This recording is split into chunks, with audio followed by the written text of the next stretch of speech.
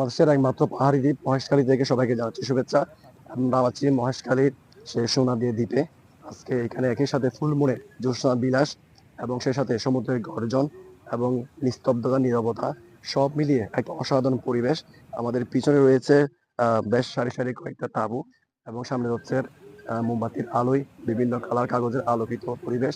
তো সব মিলে আজকের রাতটা অসাধারণ এবং এই অসাধারণ রাতগুলো কাটানোর জন্য আমরা বছরে যে কোনো একটা সময় এই শীতের সময় সাধারণত পর্যটকরা দেশ বিদেশ থেকে এখানে আসেন। তো সেই জন্য আমাদের এই পর্যটন স্পট গুলোকে সবার সামনে নিয়ে আসতে হবে। তো ভ্রমণ করুন, দেশকে জানুন।